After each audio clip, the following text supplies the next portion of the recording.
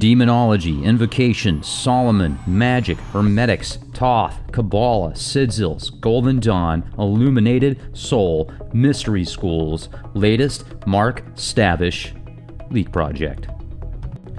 Founded in 1998 in Pennsylvania, the Institute for Hermetic Studies maintains a complete working curriculum for the instruction of its members in Hermetic arts and sciences, including the Kabbalah, plant and mineral alchemy, Rosicrucianism, Martinism, and the Hermetic Order of the Golden Dawn. If you would like more information, go to hermeticinstitute.org, and you can also subscribe to the Vox Hermes newsletter. This is Rex Bear. Talk to you soon.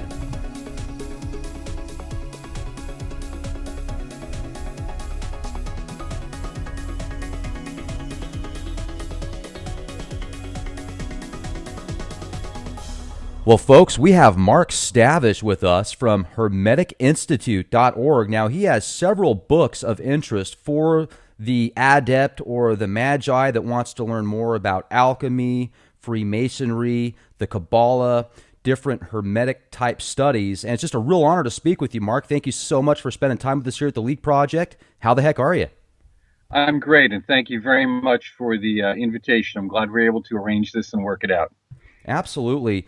You know, I told you before this show, we talked for a few minutes a few days ago about how I'm a big fan of Franz Barden and Hermetics, and I saw a picture of you, and I thought to myself, wow, that's like Franz Barden right there. So I mean, just really cool, that synchronicity there.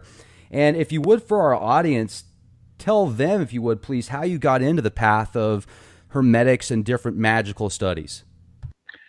Well, it's really very simple. My family had always been involved in esotericism to some degree, going back to Eastern Germany, at least what was Eastern Germany at the time, which was really a hotbed of German mysticism, lands of Jacob Boehme and pietism and all that. So when they came over, they brought with them what is often known as traditional German folk magic, but that has within it a lot of grimoire magic to some degree, aspects of Kabbalah, aspects of Boehme and Paracelsus, and all of those, and Agrippa, all those names we've heard about. And then, of course, connected to it, not directly, but tangentially, you would find different schools of thought. And, of course, the most famous one for many people being various aspects of Rosicrucianism or that kind of thing. So when they came here, they continued it, and my great uncle joined quite a few of the groups that were in existence in the 19th and 20th century, and I followed as well as whatever I learned from them. So that's pretty much it. Decent amount about the Rosicrucians, the AMORC order. From the information that I've obtained, that specific order was founded with Imhotep back in Egypt. Is that correct? Well, Amorc has its story. They all have their stories, and they go to, they like to claim that they are directly descendant from Tutmosis III, the Grand Master of Egyptian mysteries, and Amenhotep IV. But of course, with any of these groups, it's often more inspirational mythology than it is actual history or verifiable facts. We can't prove it, we can't disprove it, but it does. But what we do know is that a lot of the ideas and practices and beliefs do have some resemblance or connection through history back to a variety of different ancient mystery schools. If you were to go back and say, I can pinpoint this specific person as being a true mage or magi, how far back would that be, and who would it be? Well, it all depends on what we mean by that. If we mean someone who is well versed in magic, of course, there's a lot of people who would fall under that. If we mean that they're skillful in how they lead their lives, that might be something else. I'm probably being a little, let me try and rephrase the question. If you were to go back to the Egyptian times, or even before then, do you believe in Atlantis? Because there's so much speculation of the Atlanteans, the Lemurians, the Anunnaki, and I've seen some pretty good data, but I haven't found anything that's given me the wow factor to believe without a shadow of a doubt that stuff existed. So, I mean, Thoth, if we could just talk about him, very incredible deity, archetype, whatever name you want to put to Thoth as far as what he represents, certainly I think is an incredible being. And some people say he goes back hundreds of thousands of years, but I can't find any verifiable, solid evidence of that. I mean, I've heard of the Emerald Tablets, but I can't prove where those came from. Well, you're not going to be able to. At some point, ideas get written down, and if you need proof that the word Thoth or Tahuti, remember these names change. As I mentioned to you in our discussion earlier, we often hear it called Mercurius or Thoth Hermes. When during the Greco-Egyptian period, the names get appended together and tied together. So these are local deities that become regional, that become national, that become international deities. And deities, ideas, forces, concepts. It doesn't matter how old they are or how new they are. What matters is, does it work for you? Is it making your life better? Even the whole notion of Atlantis is irrelevant. It's a notion, and Jocelyn Godwin wrote a very good book on Atlantis. I know John Michael Greer wrote a very good book on it, and he mentions me somewhere in the introduction. And it's what do these ideas represent to us rather than as some kind of actual historical fact? Because as an actual historical fact, it's irrelevant. We can't prove it, and even if we could, what does that mean to you here and now in your life? And that's what esotericism is all about. And that is when we renamed our blog. We put in the catchphrase, ancient wisdom for modern living. I mean, that's what it's about. How do you live your life?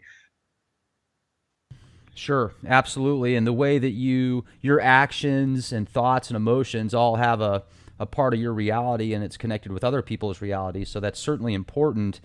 And I think you bring up a good point there. Sometimes, myself included here, when I research things, I want to get to the data so much that maybe I overlook certain things or don't take specific thoughts and emotions into account because I'm just looking for the data, when in reality, like you said, it's more of the imagination or the thought or the idea versus actual fact, whether you could prove it or not. But I guess sometimes, with all the incredible information that's out there, people don't want to get hoodwinked. So they're like, okay, this information right here is really good and it makes total sense, but then how do I know this part's true? And they're not just trying to mix up everything. So I guess it's kind of almost like a fear factor to an extent, just wanting to be right. But there's no way of knowing whether you're being hoodwinked.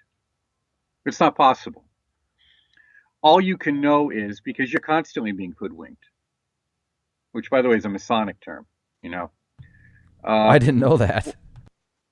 You're constantly having someone pull the wool over your eyes to distract you from something else. That's the nature of life, and that's what I write about a lot recently in the last year or so on our newsletter. Vox Hermes is about how you're constantly being distracted. And what are you being distracted from? Knowing yourself. If you know the nature of your own mind, then you know where the ideas come from. Do they come from outside of you? Do they come from inside of you? Then you understand what relevance they have to your life. Does this matter? Does this not matter to me? And that's what we call, self-awareness. So unless your path is one of self-awareness, your path is an illusion anyhow. No matter how much you study, no matter how many ancient languages you know, no matter how much Kabbalah you can recite back to me, no matter how many rituals you can do or how much you claim to know about alchemy, unless you have an understanding of yourself, any knowledge of so-called secret societies, conspiracy theories, alien DNA, all of this is nonsense. All of it. Because at the end of the day, you must know yourself, and that is what initiation is about, to overcome what the ancients call the demiurge, those creative forces of the archons, these creative forces in the universe that we're constantly being distracted by, that keep us from knowing reality as it is. And that's what we call, that's what we call enlightenment. Enlightenment is to transcend duality. Now, to transcend duality is not to enter into another state or world, if you will, but it is a perception. It is a realization. I often say, when you are presented with an either or option, you're being lied to most often. And we see that, and I don't want to go down this road, but it's so visceral right now. I will. We see that with the current election. You're being told you have to vote for this one or that one, and that if you don't do it, then you're de facto supporting the other. You don't have to do anything.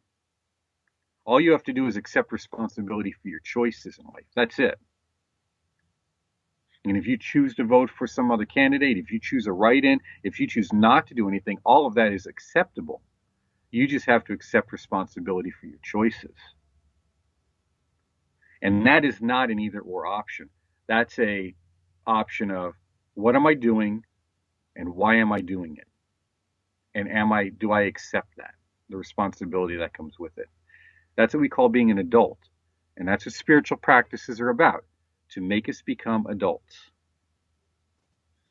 And it's too often to get confused in these other very glossy, shiny, colorful side paths.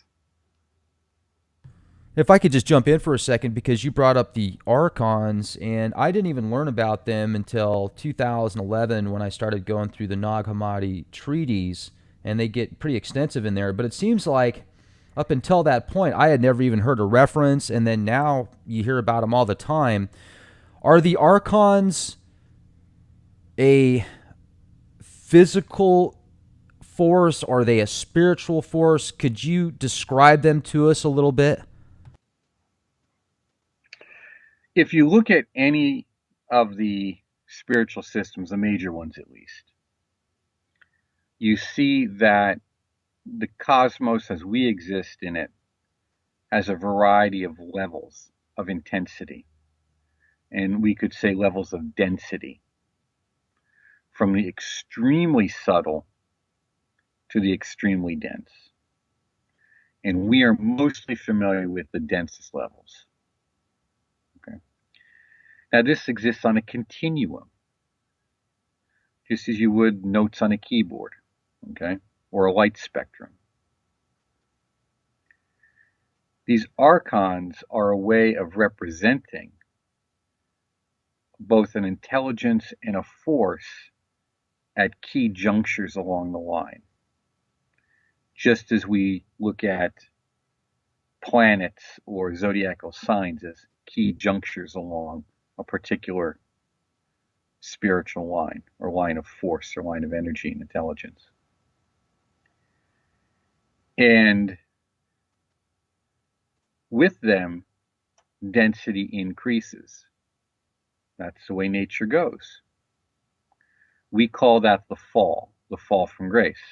And the Gnostics have the fall or the rape of Sophia, in which she falls, through and is violated and falls to the deepest levels of density and gives birth to all these various forms. But a seed exists, a seed knowledge, and that seed knowledge then causes humanity to want to return to its heavenly home or point of origin of unity, if you want to call it that. We call that in Western esotericism the path of return, a term that is derived mainly from the French schools of Martinism. So these archons are kind of like gatekeepers. You want to get into the fancy nightclub, you got to find a way to get past the gatekeeper. That's what their jobs are. They're not evil, it's their job. If you can't get past it, that's your own fault, because you either gave up or you didn't try to solve the problem. Same with the fancy nightclub, no different. So they're first and foremost a energetic idea, an energy, a filter, if you will, and with that they represent a certain degree of force, which we experience to some degree materially. All of these forces to some degree are experienced materially. Just as all material forces are experienced to some degree we'll call spiritually, but like psychologically would be a better term. You know, Yeah. when reading through the different books like the Secret Book of John, it talks about Yal the Both and Sophia and everything you just said there, and you did an amazing job representing that in a symbolic form that's understandable. So I certainly appreciate that. And does the Tree of Life have anything to do with spiritual evolution and kind of what you're talking about with these gatekeepers, etc.? Well, yes, because the Tree of Life is a model. It's a map of the cosmos, as understood by early Kabbalists and many modern Kabbalists. And it's just a way of saying this is the map. You are here. X marks the spot. This is where you're trying to go. And of course, you have to understand this movement is all internally. It's within the nature of your own mind. And then as a result of that, there's the potential for it to represent or expand outward into a kind of psychic sense, which we talk about astral projection or rising on the planes or uh, the various visionary experiences. Okay. Um, and then, of course, on the other direction, there's a chance of it, if done properly, of impacting physical reality. And we call that energetic healing, alchemy, ritual magic, that kind of thing. So the tree is a map. It seems like we live in this dualistic universe, essentially, and for every action, there's an opposite reaction. So, with that being said, if you're trying to get to divine source, and I mean, do you use this map as essentially a focal point and just project good energy the whole time? Is this path you're talking about? I mean, how does one get on the path? You have to desire to improve the quality of your life. I am firmly convinced that nobody begins the path of return because they're happy. Um, if when things are good, you don't want them to change. So, a certain amount of experience, which brings suffering, which is the story of Sophia, is what often brings us to the path of return. When people are honest about that, then it's much easier to make their progress. The path is something, not something you walk, like the sidewalk in front of my house. The path is an inner journey that has some external reference points, but is an inner journey. So as soon as you desire to improve the quality of your life and undertake a spiritual practice on a spiritual practice regularly, then we can say that you have begun the path of return. And one does not get to Keter. One does not get to Tiferet. It is not a location. Although it has some rough correspondences in the body, those are very rough. These are states of awareness or awakening. So one thinks of it rather as a expansion rather than a getting to, a transformative process rather than a movement. Do you understand? Yeah, absolutely. And it looks like Institute for Hermetic Studies combines information and data from a whole bunch of different sources and mystery schools. So that's what I really like about your website and what you offer is it looks like you guys kind of take the best of everything, compile it all together and get rid of a lot of the mysteries except for if there's an initiation I'm sure that needs to be there as far as the awakening process. Have you ever had a moment where you were practicing magic and it just really sets you back so much because it made you realize how powerful it really is and you thought to yourself, I mean, this is just incredible? Usually what happens is, in that regard, is you're doing something and it blows up on you. And that's what happens. And you have that realization because of an actual setback. You actually something either goes right and it blows up on you, or something goes wrong and you don't really know what that is, and you have to figure it out. That's why it blew up on you. And it's in those moments of realization that, this is real. Same with alchemy. This is real, or astrology. That's when you begin to have the realization, because the fact is, most people today, and this includes most of the people in these different schools of thought and activity, and supposedly claiming to be on this path or that path, don't really believe it. And that's where we find, people contact us with a variety of problems. It's because they don't really believe it. And you can see it in their actions. Now, I'm going to tell you thoughts are things, therefore you have to guard your mind and watch what you think, watch what you take in. And yet, they'll sit there listening to atrocious music or incredibly violent movies, or playing, 8 hours of violent video games, thinking, oh, well, it's just entertainment. Okay, it's just entertainment. What you've just done is you said, thoughts are things, thoughts are things. No, they're not. This doesn't matter. Well, that's a good point, because even if you have a thought, that's a physical creation. Certain parts of your brain connect, the synapses start going, different chemicals. So that's really important, especially if you are somebody that is at a certain level, I would say, with your vibrational frequencies and your energy level. And that's a good point. I'm glad you brought that up. And if we could get into alchemy, I don't know if people really understand the true meaning of it. Maybe I'm one of those people. Is the dollar bill a form of alchemy?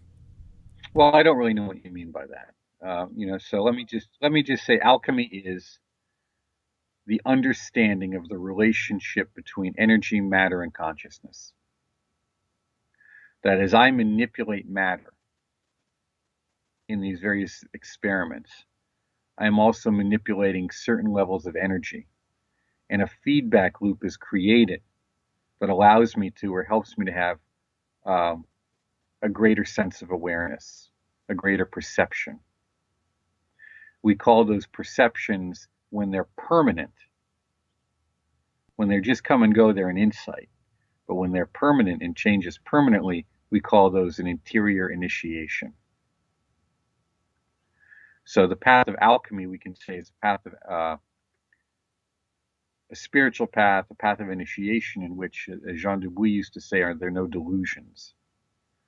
We say no delusions because either one has transmuted something or one has not. And as Paracelsus said, you can only transmute without what you have first transmuted within. So alchemy is a very difficult and practical path. I mean, I guess there's different types of mechanisms to use with alchemy, because what you said, it's a feedback created to allow energy transference. Essentially, when I brought up the dollar, I just brought that up because it's a currency, essentially, that you can take a piece of paper, you can put $100 on it, essentially, and that can go buy you some groceries at the store, or a product at the at the mall. And that's all that I meant by alchemy. So I think that's pretty cool. If somebody wanted to really dive into that, would they have certain meditation practices that they achieve? I mean, what would you? You've got a great book on it, Mark. Thank you. How would I would recommend people pick up this book, but could you give our listeners a couple practical applications that they could do on a daily basis, maybe to get to that level of being able to start transferring energy? Well, first they have to recognize it in themselves. See, this is where everyone likes to jump ahead. Now, first you just have to recognize it, and recognize it in yourself. So anytime you do a daily meditation on the nature of your own mind, you're recognizing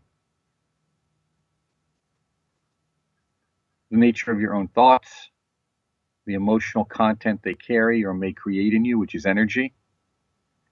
You're noticing the physiological responses that may or may not come with that.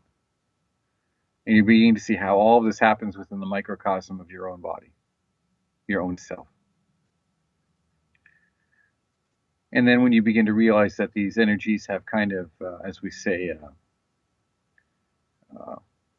symbolic representations like Mars or Moon or Sun or that kind of thing, we begin to see this doctrine of correspondences. And with that, we begin to see the interrelationship of ideas and energy and matter. And that's when the manipulation begins. If you don't first take some time to spend in meditation and understand your own self, relax, relax, relax, and know the nature of your own mind, then any attempt to do energetic manipulations through alchemy or magic or anything else like that is generally where people screw up and they have problems. Can you clear your mind for more than 20 minutes at a time? Well, again, what do we mean by clear our mind? If the notion is to have no thoughts, Mm-hmm. then no. It's crazy how And difficult that is, isn't it? and there's a school of thought that says we never really clear our mind. We always have thoughts. It's just a matter of, are we aware of them and what are they doing? I mean, if we want to say I've cleared my mind, we could say I do it when I'm in deep sleep. I'm not aware of anything then, but that's not awareness. So what matters is, are you aware of what is coming up in your own mind and where it's taking you? And then can you follow it back to its source if you need to, or can you just let it go if you need to? Most people, and this is the source of all problems, are habituated, meaning they react rather than respond. The gap between stimulus and response is so small that there was a Gurdjieff called robots. And it's that stimulus response mechanism, that cause effect, which we call karma, which is the source of all suffering. And you see it again consistently. All of the media, all of the advertising, all of the marketing, all of the political stuff, all of this is stimulus response, stimulus response, stimulus response. And meditation helps us to extend the gap between stimulus response so that we can take charge of our own mind and understand our own thoughts. And with that, take charge of our life. If you can begin that path and accept that, then you can begin to apply that to magic. Then you can begin to apply that to alchemy. I talked to John Michael Greer several months ago. Real nice guy. We're definitely going to have him back on the show. And he was explaining one of the initiations that he had where he literally went invisible to other people. Not to him, he wasn't invisible, but because of the way that he was able to slow down his mind or whatever he was able to do, nobody else noticed him, and he walked around a whole bunch. So I remember reading about that in Initiation into Hermetics, also by Franz Barden, that talks a little bit about ways to do certain things like that would seem superhuman. And he even talks about how the cornerstone is meditation. It's knowing thyself, and you bring this together so eloquently. It really makes me want to spend more time on a daily basis meditating. It seems like most people are so worried about the hustle and bustle, their daily lives and routines, that they don't spend 5, 10, 15 minutes for themselves. But I think that's really important. Now, once you do that, then I guess it kind of gives you the platform to do other things that are more outer bodily as well. Well, that is correct. Everything takes place and is focused through your own mind, and people just ignore that when they undertake these practices. But your own mind is the beginning and the end of all of it. And from that, then it factors into your physical body and into your relationships and into the world around you. But beginning and end of it is your own self concept.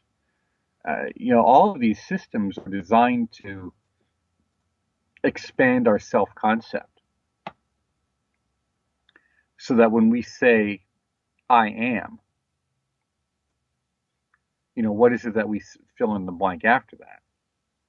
And you want folks to do something? Here, do this. Sit down, relax, breathe deep 5, 6 times, 7 times, and then just say I am. And then notice what comes up afterwards. A lot of self-identification and a lot of negative self-talk too. When we undertake the path of meditation, the path of ritual magic, the path of awakening, what we're doing is we're getting rid of those self-limits. We're realizing that they're self-imposed. That's the result of the so-called fall. when stuff is stripped away from us and we're left with very little.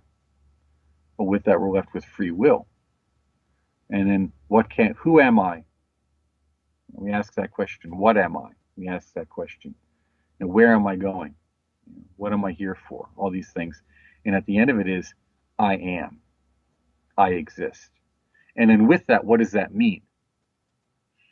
So unless you recognize the uniqueness of your individualized existence first, then to attempt to undertake these powers, again, you can't undertake, or you will not be successful at undertaking any kind of psychic phenomena if you don't first believe that it's possible.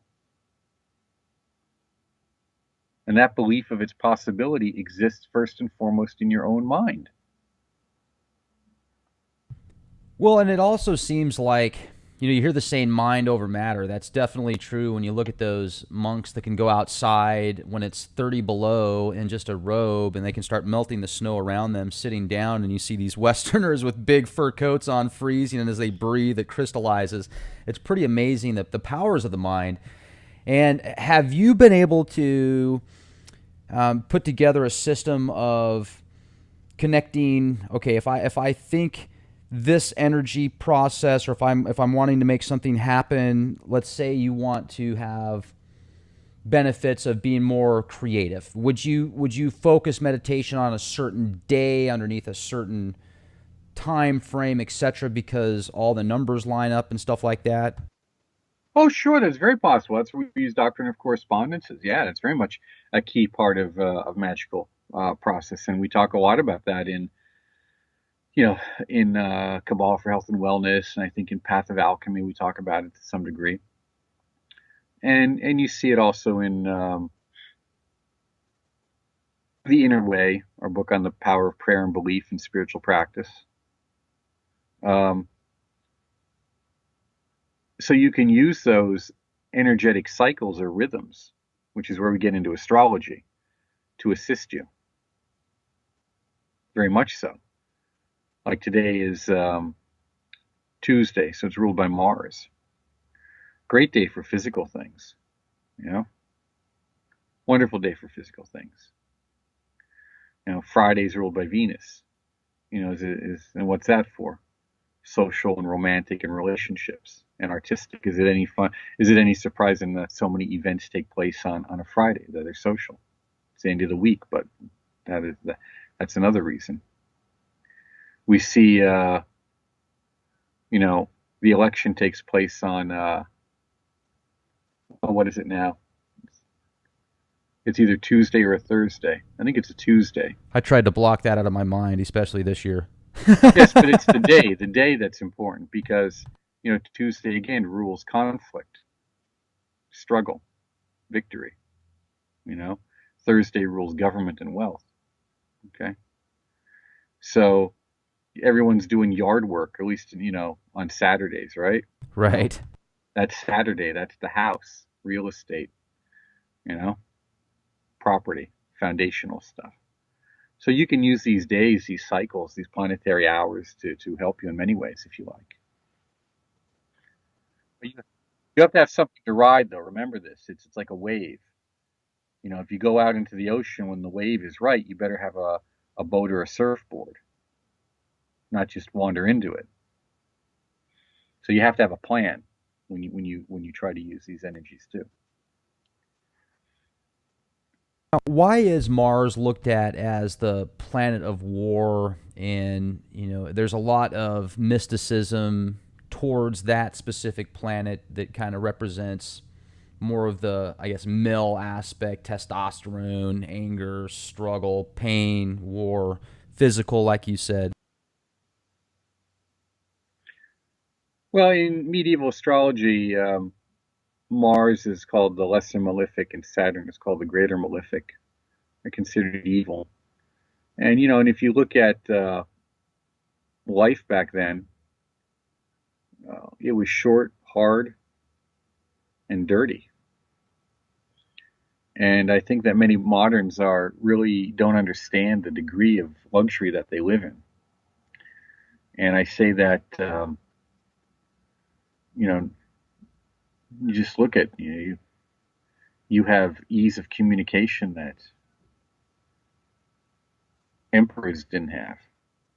Presidents didn't have this kind of ease of communication even what, 40 years ago? Right. I really stop and think, put it all in perspective. So if we see, the energies of Mars, which is basically a very active energy, very, very focused and active energy. It also has some agricultural meaning too. When you look at some of these, depends on time and place. Um, you know, any injury almost led to infection and death. So any blood spilling was horrific. You know. Right. Now you've got access to clean foods as long as you know what's organic. And if you want to, yeah, I mean, absolutely. It's certainly a different world now. People spent a lot more time back then looking for food, looking for shelter, trying to survive. And now we're in a much more comfortable state overall. I would definitely agree with that. Mm-hmm. And, if we could talk some more about alchemy, are there certain ceremonial or ritual type things that you do if you want to do alchemy, or is it more towards the mind? Could we get into alchemy some more? Well, alchemy again and I'm talking here laboratory alchemy, specific manipulation of different either plants, which we call spagyrics, or minerals, which is what we call real alchemy or mineral alchemy. And there are different schools of thought on it. You have the Golden Dawn school of thought, the Hermetic Order of the Golden Dawn, and we have a document on that, and we're republishing it, by the way. Introduction to Alchemy from the Golden Dawn Perspective. It's being tremendously updated and revised. It's been floating around out there for about 10 or 12 years, so it's time. And I think the Cicero's, Chick and Sander, published part of it in their book on alchemy. But we're adding a lot of new material to it. So that view is very much of a ritualistic view, that alchemy can be part of a ritualistic format. Okay. That appears to be more theoretical than practical. We talk about that. I know that when we put that document together, I think it was the Sanctuary of Mott was in existence, and they had created and appended a kind of ritual to be used with it. I think the ritual can get you in the right tone, but the ritual is also a manipulation of energies. And I don't think it's good to do those in the laboratory. The laboratory work must be its own manipulation of energies. And this is the belief by Frater Albertus. Frater Albertus would have no ritual work at all on his campus. Couldn't do it. None at all. And I know two people who did it one night without thinking, without his knowledge. And the next day, in class, in front of everyone, he made it known that, while looking at them and not saying their names, that this was never to be done again, or they would be thrown out. And I've heard that story from the people who did it and from the people who were there. So Jean Dubuis, of course, from the Philosophers of Nature, he said just more or less very politely that the oratory is for the ritual and prayer, and that the laboratory is for prayer and work. Well, it sounds like science. Alchemy. Well, it's all science, just Right. different kinds. You're all looking at cause and effect. If then statement. Everything in life is an if then statement. If I do this, then what happens? And then what, and then what, and then what? So have you mixed up different types of minerals and maybe crystal forms, different plants, and had some positive results that... I have, and I know other people who have as well. And this question came up just the other night with someone. And I said, the thing about alchemy is you have to be very careful, because you don't want to violate the laws of your country in terms of medicine. You don't want to be practicing medicine without a license. There are some people who will sell spagyric and alchemical products. There are others who don't. There are those who will give them away for free, donation accepted or not. It's up to them. But alchemy, is a very time consuming because the benefits are so profound. It's also very time consuming. It's a high energy return on investment activity. So some people do get very good results with things in terms of health and wellness.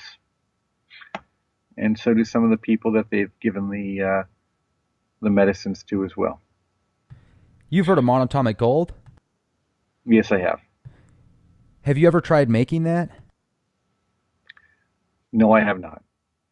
Is it something that you would think would be beneficial for somebody that would want to expand their mind? You know a whole lot about it? I know very little about monatomic gold. I've had some discussions with practicing alchemists about it. And that's pretty much it. So if someone wants to do it, they're on their own. As far as I'm concerned, I cannot offer any advice. No one that I know believes it to be an alchemical process, by the way. They don't consider it alchemy. But as terms of possible benefits, that's for the individual to decide for themselves. Right. There's a lot of stuff out there, information that says the Egyptian gods were using some type of monatomic gold. And what are some of the things that you have specifically, if I can ask, seen alchemy do with either your applications or schools that you've gone to? This is fascinating. Generally, it depends. For individuals, it's a health and wellness issue. Helping with severe illnesses. One of the most interesting things that you have to really grasp, and this was something stated to me by my great uncle decades ago. He said, because he was very good at healing, and his father was good, and he had, as I stated, healing. And he said, the most interesting thing you'll find is this: people will come to you for healing when they've exhausted all other options, when they're at their worst, and then they expect a miracle. And then if they get it, they don't even recognize it. And you'll be lucky if they even say thank you. And he'd say, if you look at the scriptures, Jesus always said, your faith has made you well, which means that people have to initiate the request for help. The gods help those who help themselves. Okay. And yet, out of all the stories of healing in the Gospels, we only have one incident of anyone saying thank you, and that was the Roman legionnaire whose servant was healed. I really can't stress that enough for people, particularly now when we have so many people trying to set up shop as energy healers. You can, with alchemy, even spagyrics, basic spagyrics, get some tremendous healing benefits. Or even with many people I know, just taking the edge off cancer treatments. I don't tell anyone how to treat their cancer because that's their choice. But if something can take the edge off chemo for them, that's very nice. So, for the individual, for the maker of it, those of us who make the product, the effect is often more, we call spiritual, meaning initiatic. There's a shift in our awareness, whereas with the other person, it tends to be a little more physical. That's not always the case, but that's the tendency. But then as an alchemist or practicing spagyrist, that's what we're looking for, really. We're looking for that initiatic experience, that expansion, that awareness, that aha moment where things become clear, more integrated, and we begin to see the reality as it is. If we could also jump into some Kabbalah, a lot of people when they hear the Kabbalah, I think they sometimes think the Cabal, two completely different things. Kabbalah is the oral tradition of Jewish mysticism.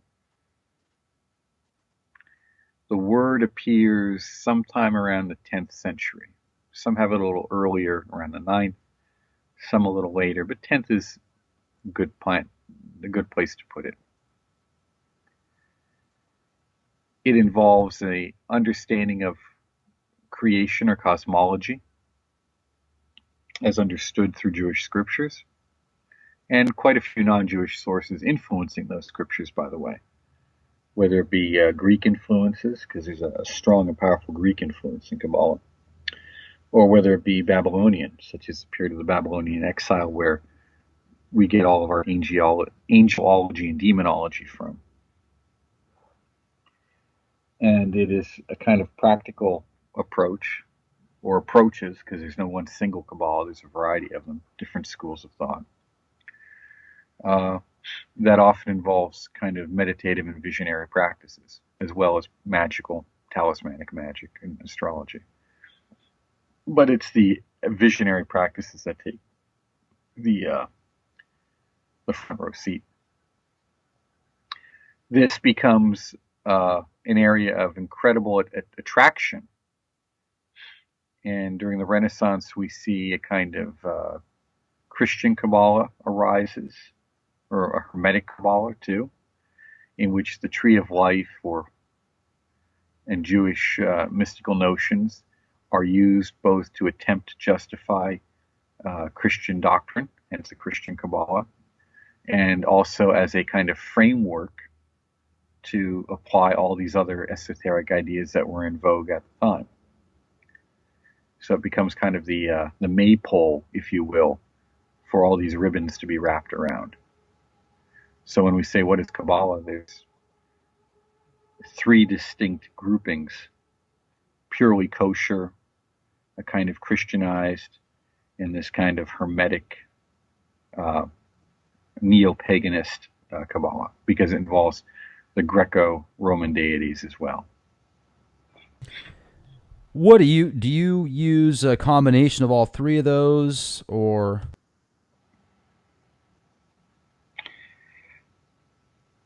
Well, when modern occultists are primarily Hermetic Kabbalists. They use the tree of life as kind of a catch basin for organizing all their ideas and thoughts.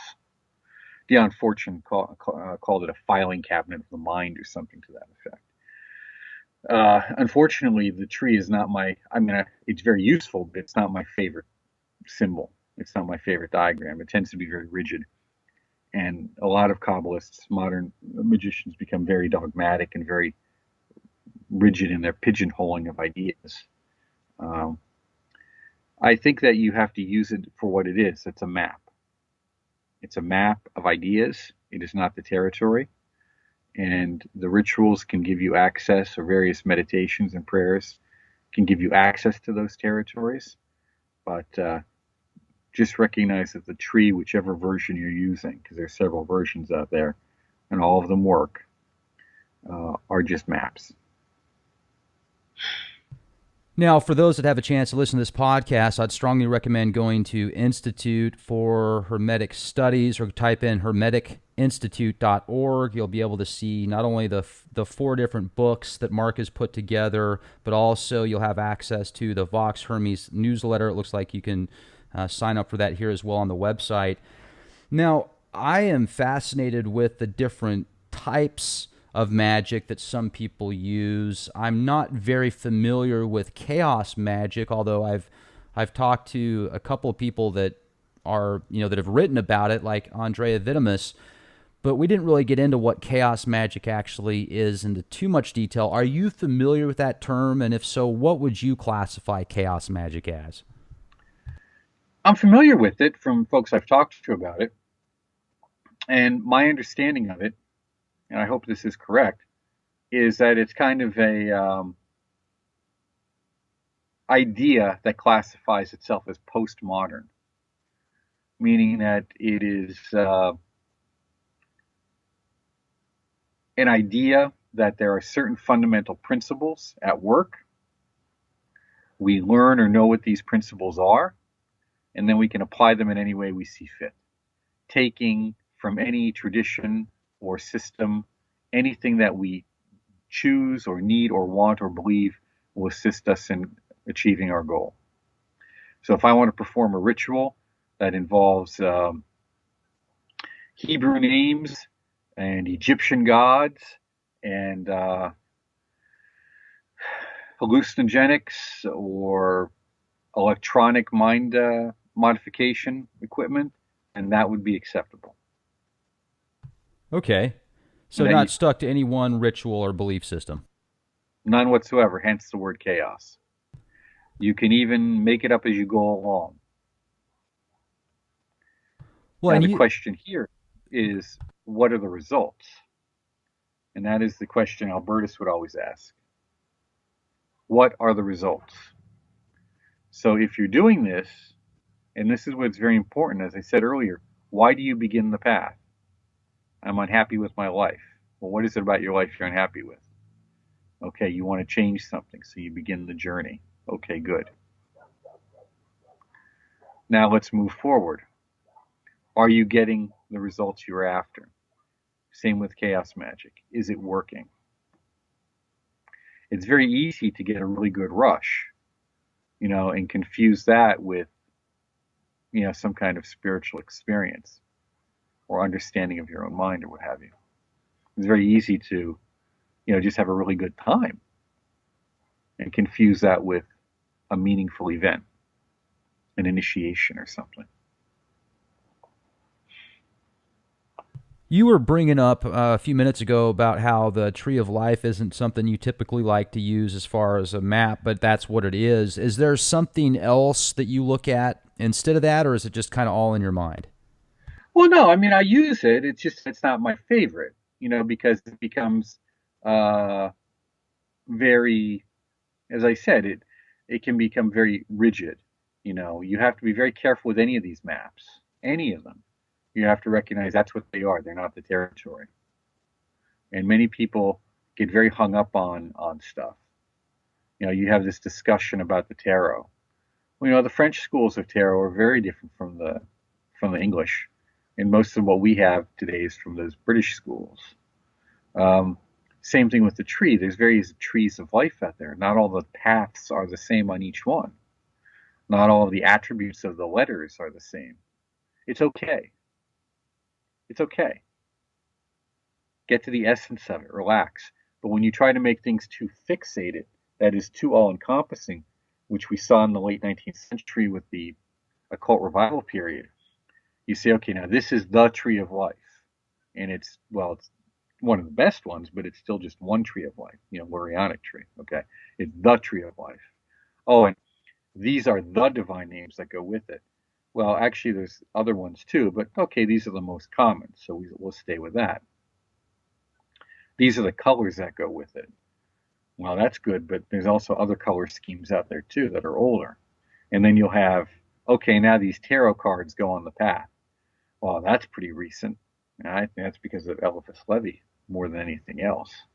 And that's fine. It works, but it's not the only way. And that's what I'm trying to get across. Another thing that I've also noticed that seemed to be gaining popularity is the left-hand path. And I read part of a book by somebody named Michael Ford, and it just spooked me out, man. I gave the book away. What do you know about the left-hand path? Is that kind of just a real dark aspect of reality, the opposite of, in this dual universe that we live in, or what could you tell us about that? Well, I don't know the book you're referring to. However, the term the left-hand path has several meanings. And one of them, which comes out of the occult revival period of the late 19th, early 20th century, in which we see Dion Fortune speaking a great deal about, and some other folks, and I don't know if Crowley I think Crowley used it too. That refers to the lords of the light of the right-hand path, which are considered the good guys, and the left-hand path, which are considered the bad guys. And this is all very problematic, though, because it's incredibly dualistic. Now, you have another school of thought, which is much older, which refers to the left-hand path as a school of unique individuation. If we look at the older definitions of the left-hand path, we would see that practices such as Taoism, Vajrayana Buddhism, very much, particularly the Nyingma and Bon schools, would qualify as left-hand path. In fact, several years ago, I wrote an article on Is Hermeticism a Left-Hand Path? And I talked about it, particularly alchemy. And I think we're going to republish that article in a book, in an anthology this coming December. It'll be out. And it talks about the idea of my unique individuality and how do I express that? How do I create it? And part of this relates to the fundamental notion, and Jocelyn Godwin goes over this quite cleanly and precisely in his book, The Golden Thread, a book which he kindly mentions me in the back, is that until recently, the notion of survival, afterlife survival, as a given, is a very recent idea. When you look at a lot of these ancient systems, of the Egyptians, for example, your survival in the afterlife was completely dependent upon your practices in the here and now. And then, of course, a variety of practices done for you after death. Now, if you take a close look at, Vajrayana Buddhism, in many ways, that whole idea of the rainbow body is the idea of the survival of the unique individualized being. Well, of course, it's enlightened and free of obscurations and all that, but at the end of the day, it's your individual survival. You're not absorbed in some way into the great bliss of nirvana, like a drop in the ocean or any of that. You still exist as an individual.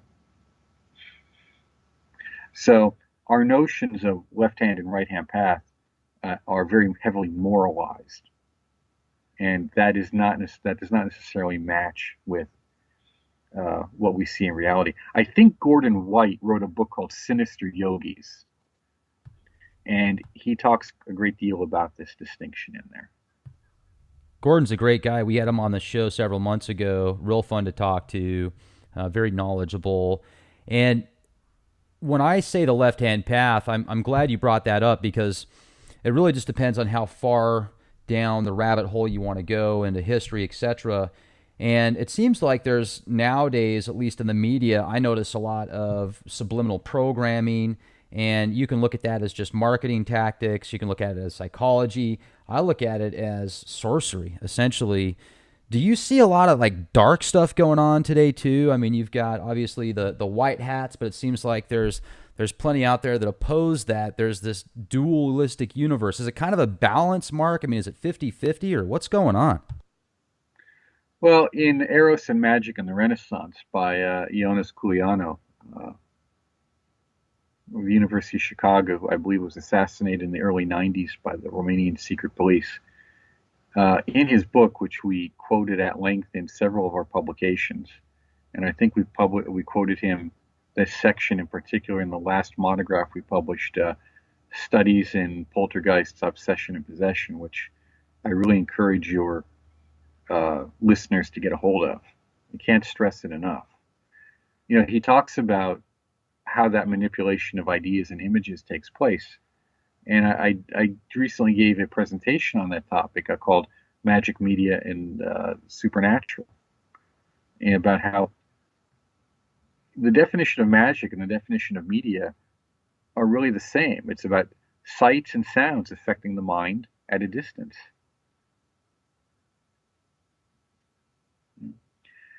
And, affecting it for its desired and specific outcomes. So whenever we look at the manipulation that's going on, that's been going on forever. We're just better at it now. We're just so much better at it because of what is available. Now, with this comes the notion of something else, which we call egregores. And that is another topic we're going to be writing a book about. Hopefully, it'll be done by next March. But what is it are these, we'll say, collective thought forms or entities that are created out of this process and their semi-autonomous nature? Essentially an archon, if you want to call it that, has the same many times qualities and properties of one. And how do you overcome these variety of suggestions that are constantly being bombarded at you? My great uncle used to say, we're suggested into this world and we're suggested out of it. So constant power of suggestion. And again, if you want, you can read up about that in The Inner Way, our second book, The Inner Way, on the power of belief in prayer and spiritual practice, because we go into some depth about that. It's very, very important to understand it, particularly now because your media bombardment is nearly constant. Oh yeah, that reminds me of a film I saw a couple years ago called Branded, where these marketing gurus got together with a big corporation, and the corporation's like, we need more sales, we need more money, blah blah blah. So they're like, okay, but be prepared. Once we unleash this, it's going to be a whole new world. And essentially, this marketing company unleashed all these sylphs or entities that like latch on to people and feed off of them, but you can't see them because you're only visible 0.01% of the electromagnetic light spectrum. And I thought to myself, I think there's got to be more truth in this movie than what most people think of, because clearly if you look at reality today as a whole, most people that seem to not really care about anything but the 9 to 5 lifestyle and what's going to be on the TV, what they're going to have for dinner, where they're going to go out drinking, etc. They don't really care about that enlightenment. It seems like there's something just kind of feeding off of them, kind of pushing them in certain directions where they're all kind of docile meat sacks, essentially. Am I wrong in saying this? Do you see reality, not reality, but people as a whole now, not everybody, but if you were to say the majority of them, doesn't it seem like it's almost this idiocracy type society that people are going down? Well, there's two things you have to consider here. One is that, and again, going back to Gurdjieff's notion of being asleep, and Frater Albertus used to use the same analogy, it takes a great deal of effort to wake up. You just look at, you're laying in bed in the morning. It takes a lot of effort to get out of bed in the morning, especially if that bed is warm and the world is cold. You have to make a lot of decisions. It takes a lot of effort. And you have to firmly believe deep in yourself that there's a payback for that is worth the effort. It's worth the effort to get out of bed and go to work, or to find a job, or to do something useful with your time if you're on some kind of public assistance. And a lot of people don't have that. They're on robot, they're on autopilot. And the people around them are on autopilot too.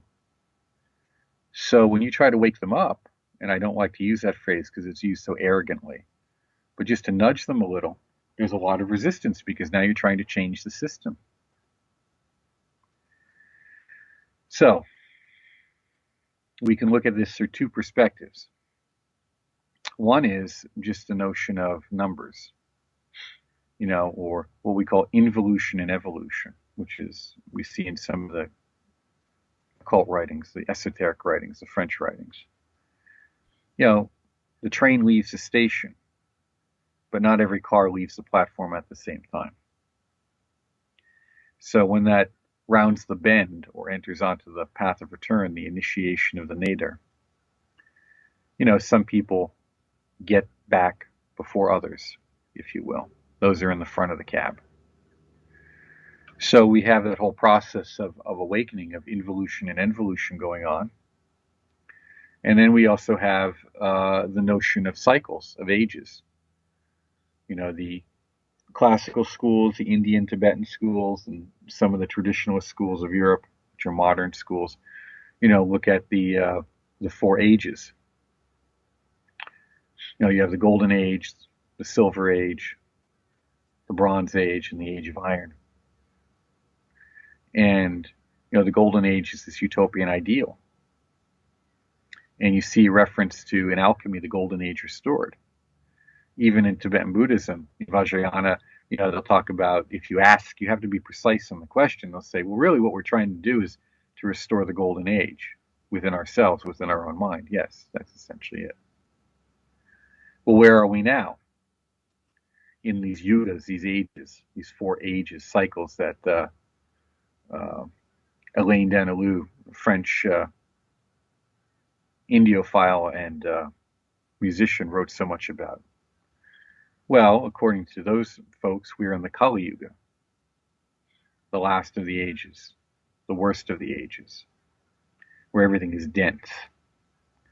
And as one of my favorite lamas said to me, he goes, well, in the golden age, and he's using rough numbers here, but I wrote a little bit about this. It says if we look at Colin Wilson's discussions on consciousness, it kind of fits. In the golden age, he goes like 95% of people were enlightened or had spiritual interest, and only 5% didn't. Everything was just fine and easy because everything was easy, So there was very little change because things are so good. Why do you need them to change? And then slowly over time, things happen, and then we hit the Silver Age, and maybe, and I'm just going to pick some numbers here. Now those numbers are maybe 50% of the population is interested in spirituality, but it's still good, right? And then we hit the Bronze Age, and they say, oh well, okay, now it's maybe like 25%, Well, now we're in the Kali Yuga, and the reality is the numbers are inverted. Only about 5% of the population cares about this. The other 95% would like to or doesn't, or some variation of that. And that kind of fits a lot of numbers out there, that rough 5%. But that aside, this is just the way it is. And if you think you're going to have a mass awakening, you're fooling yourself. You'll do more harm than good because it's not going to happen. People have to come to the path of their own free will and accord. So you do your journey, you become enlightened or whatever, you become helpful to others as best you can on the path, and that's all there is to it.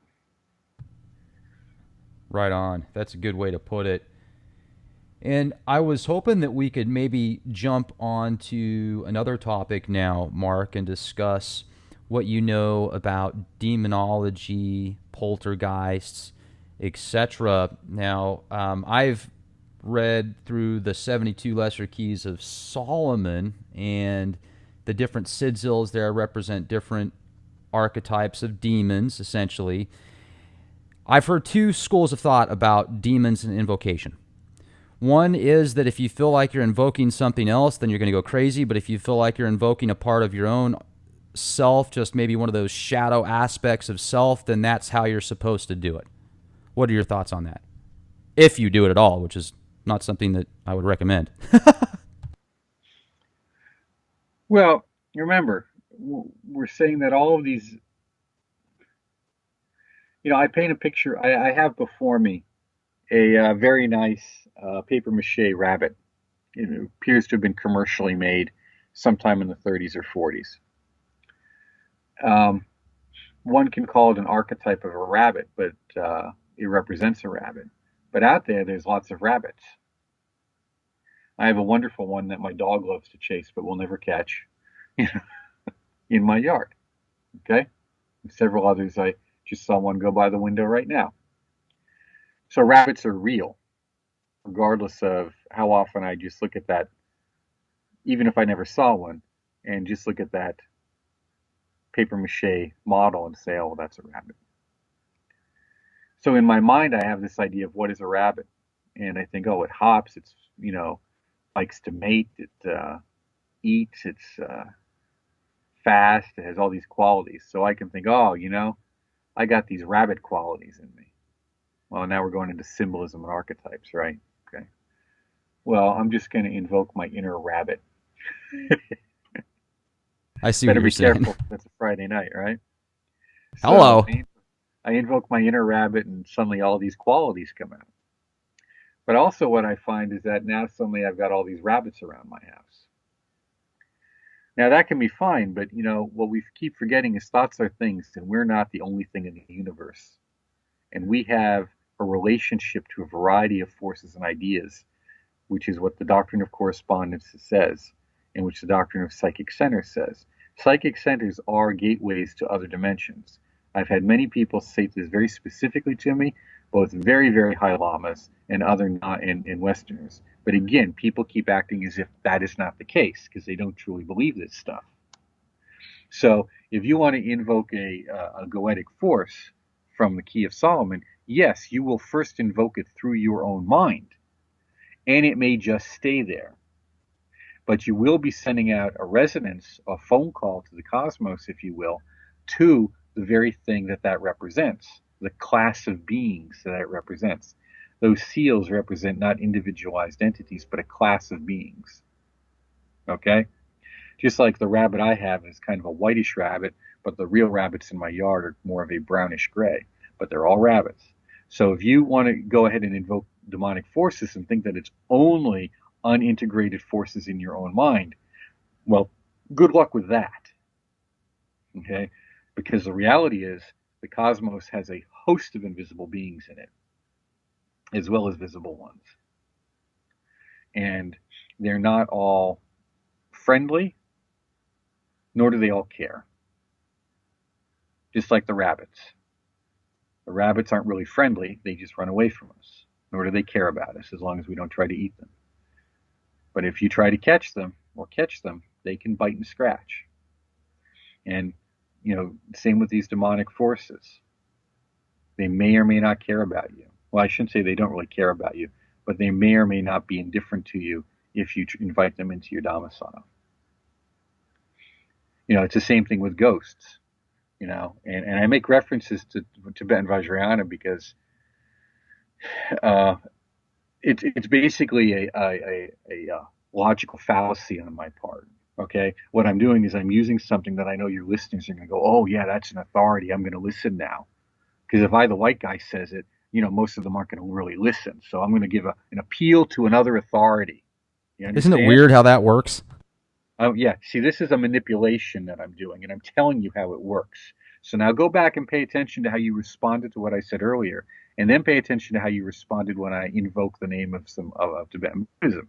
Notice that was a manipulation. See, I gave you guys a little insight there. Okay. So nice. Yes, they said very specifically. I remember to one of my one person I knew. You got to be careful when you go to cemeteries and make offerings, particularly flowers, because of the scent, okay, the odor, the perfume, because there's ghosts there, and you may bring a friend home. Very true.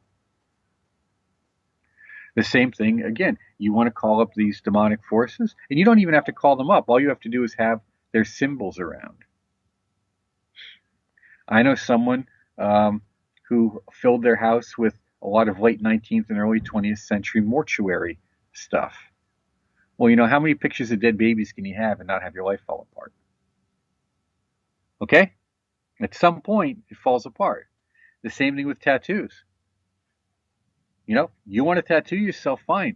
But those are sigils that you're feeding with your blood and life force every day. So pick them carefully. Absolutely. I wrote an article about that, about a young girl at a coffee shop who had a sigil of some goetic demon on her arm. My friends were horrified at it because she doesn't really believe.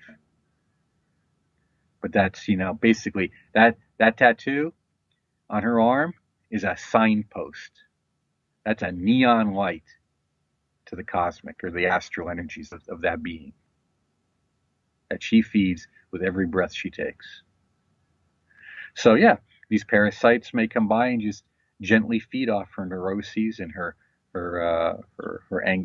anxieties and her emotional traumas, or they may make it worse. Same thing with the angels and good beings and other beings. They feed off your positive energies and help you out in some regard. But that's the whole nature of an egregor too. So what we do is we have to figure out how not to be the food of the gods and become enlightened. And this is a topic almost no modern school talks about. And it is very clear in the classical and ancient schools and the oriental ones. Because it's frightening. What I've just said is terrifying if you really think about it. Mark, I don't know if you believe in synchronicity, but I literally asked that question, that exact question I asked the last podcast that I did. I said, how do we not be food for these guys? Now, I didn't say food for the gods. I said food for the archons, or, just these parasitic forces. So please share that with us, man. I think that you just brought that up for more reasons than one. That's very, very, very important. Understand the nature of your own mind. Undertake a good basic spiritual practice of meditation and prayer. Always understand that you have to awaken the energies within and through yourself, like Paracelsus said. We said, like Alberta said. Do as much good as you can. Understand your relationship to these various forces. In the book we just published, Wisdom's Bliss and Camael's Spear, we talk a great deal about that. There's a lot of practices in there to mitigate those energies, those parasitical forces, at the same time make peace with different forces, harmony, and also to overcome these, to some degree, these egregoric archonic forces. Some of that's in Words of My Teacher too, another book. All these are on Amazon. Just type in Institute for Hermetic Studies or Mark Stavish and you'll see them. But all of that's in there and on YouTube. We've talked about this at length in the YouTube audio programs. But a fundamental, basic spiritual practice is the beginning. Understanding yourself has to be your goal. And then, of course, there will be tangential benefits, other benefits as well, which we call psychic powers or development, or they call siddhas and, accomplishments. These different cult abilities will awaken as well. Share a couple of those with us, if you would. Now, I've heard of transferring consciousness, magic mirrors, and different forms of magic, just kind of like in the movies, I guess you could say, not quite so Hollywood. But have you ever done anything like that? I mean, been able to see through different dimensions through your mirror, or transfer your consciousness to another animal or life form? Well, a lot of, in the book Between the Gates, Lucid Dreaming, Astral Projection, and the Body of Light in Western Esotericism, we detailed a variety of practices that take you through the steps of each of those. And all of those were practices and experiences that I have had and others as well. And, this is not a big deal. You see, don't mystify it. You become what you focus on. Remember what I said earlier? I am blank. I am. I am that I am. Okay? Well, whenever you fill in a blank after that, that's what you focus on. And what you focus on, you become. You become more of. You identify with. So when we're undertaking various occult practices, it's a form of increased self-identification with that. It's like the Sanskrit mantra, Tat Sat Om, I am that. I am that, but this is I am that, which is Om, I am that Om. Well, here it's, I am that person, I am that thing, I am that. And that's how you, through that kind of, now in occultism, you do it consciously. You do it with a focused beginning, with the desired outcome. But you're doing it all the time. You're doing it all the time with self-talk. Again, pay attention to your own mind. What is the self-talk that goes through most people's heads? Most of it's negative. It's just below the threshold. That's more damaging than any subliminal projection from the media. So all of these occult practices are just variations of increased identification. And now what I do is I learn to identify with something other than my physical body. I begin to identify with something with my thoughts of the moment. I identify with something other than my limited self-concept. And in all of that, I grow and I'm able to do more. And that's what Vajrayana practices are about. Again, going back to that, if you look at the generation and completion stages of Vajrayana yoga, that's to overcome your limited self-concept. I don't know where the word originates from, but the fundamental idea is across all of Eurasian shamanism. I mean, it's just so the idea itself is so old. I mean, you see it in the Egyptian scriptures, the identification with the gods. I am Thoth. I am Tahuti. You see that repeated over and over again. You see, I am this god. I am that god. And then you see where they identify the gods with different parts of the body. And then you say, and Tahuti protecteth the whole of me. Well, that's no different than when you see the identification of the gods or the zodiacal signs in astrology with different parts of the body, or in different, again, Oriental practices where you identify very strongly with the gods, specific deities in the organs, or in the Sefer Yetzirah, the book of creation, formation in Kabbalah, where you identify the Hebrew letters with different parts of the body. Well, those letters are energetic forces or constructs. Instead of a god, it's an energetic structure, construct.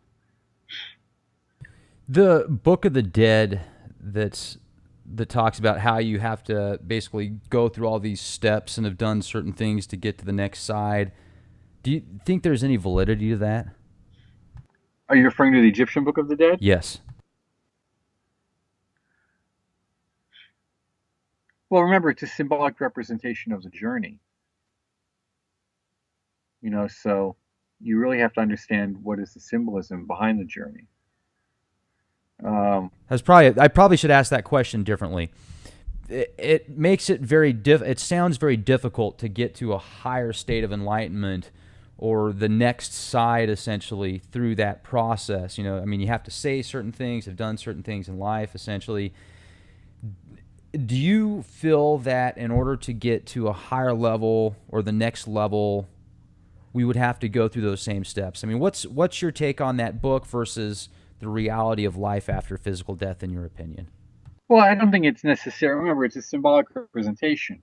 So it may not necessarily be identical. It may not be literal. But, the quality of the life that you live here now is the reflection of the quality of your mind. And the quality of your mind is going to decide where you end up. And it's not like, oh, it's a judgment. It's just that's where you go. Red goes to red, blue goes to blue. Like attracts like. So if you're a pretty nasty person in this life, don't be surprised if you end up in a hell realm. And if you are a good person in this life, don't be surprised if you end up in a decent place. And all variations in between. Okay? That's the so-called judgment. It's really just it's a matter of magnetic attraction and anything else. And you have to overcome your habituated patterns. You have to overcome your fear response. You have to have courage. And that's what overcoming the various guardians of the thresholds is about. That's who they represent, the different guardians, the assessors, and all of that. And yeah, we have to do that within ourselves, and preferably before we die. That makes it easier. That's what initiation is about. That's why most modern schools don't really have good initiations, because it's more of a ceremony, an induction ceremony, than it is an actual initiation. Even if it does manipulate your energies to some degree, by the way. Real initiations help you overcome those fears. They present you with a trauma, a terror, so that you can overcome it. When I look at some of these images of Thoth and the different Egyptian gods where they've got animal parts, body, human parts all on their body, some people have said the research they've done has taken them to the path of there was a lot of genetic manipulation back then, and I've heard virtually everything under the sun. What is your take on the representation of these god forms and the way that they're symbolized in Egyptian petroglyphs and stuff? Well, as again I said, my inner rabbit. Okay. This idea, you see, this notion of having to materialize, this is a form of spiritual materialism. We couldn't have done this on our own. We had to have aliens help us figure out how to do fire. Yeah. And Jacques Vallée cuts that one apart pretty good.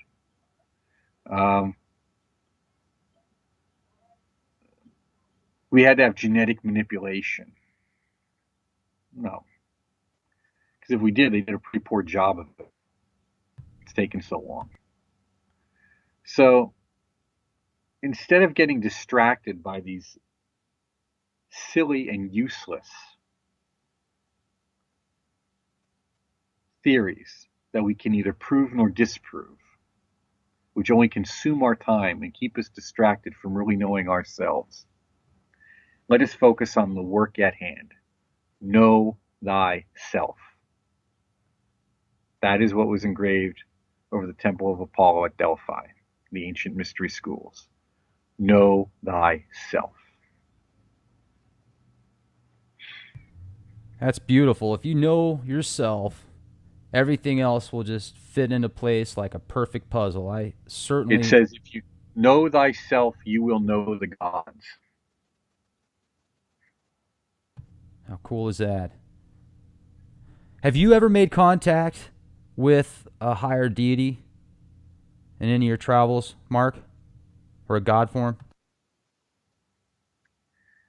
We're constantly having connections with a variety of things. To say we necessarily understand them is something else.